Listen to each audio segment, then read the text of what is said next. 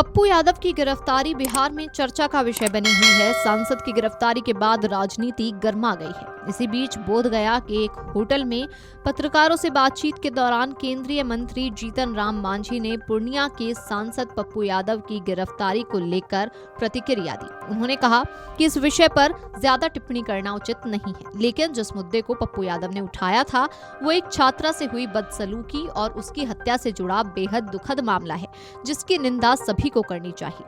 केंद्रीय मंत्री ने कहा कि पप्पू यादव ने भावुक होकर छात्रा से जुड़े मामले को उठाया, लेकिन उनकी गिरफ्तारी सीधे उसी प्रकरण में नहीं बल्कि एक पुराने मामले के आधार पर हुई है।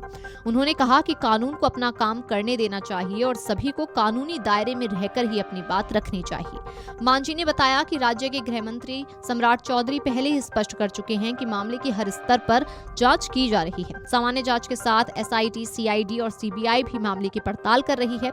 उन्होंने कहा कि यदि आगे किसी अन्य एजेंसी की आवश्यकता पड़ती है तो उससे भी जांच करवाई जाएगी। केंद्रीय मंत्री ने दोहराया कि सरकार की मंशा साफ है, जैसे ही ठोस सबूत सामने आते हैं 24 घंटे के भीतर गिरफ्तारी सुनिश्चित की जाएगी।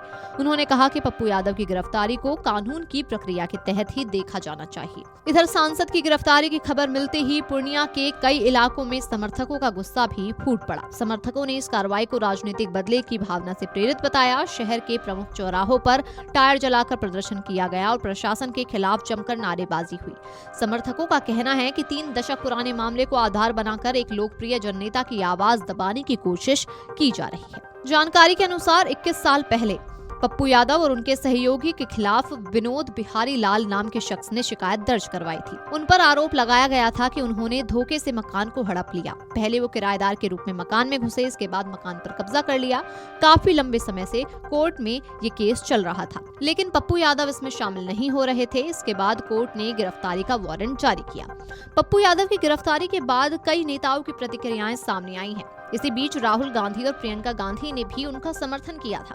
प्रियंका गांधी ने सोशल मीडिया पोस्ट में कहा था कि पप्पू यादव की गिरफ्तारी गलत है।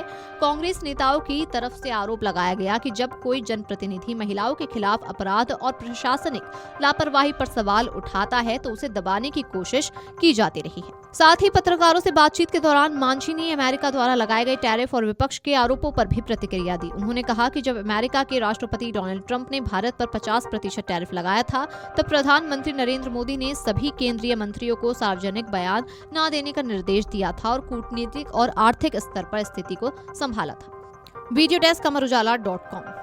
अगर आप ये वीडियो YouTube पर देख रहे हैं तो हमारे चैनल को सब्सक्राइब कर बेल आइकन दबाएं और Facebook पर देख रहे हैं तो हमारे पेज को लाइक करें। अगर आप ये वीडियो YouTube पर देख रहे हैं तो हमारे चैनल को सब्सक्राइब कर बेल आइकन दबाएं और Facebook पर देख रहे हैं तो हमारे पेज को लाइक करें।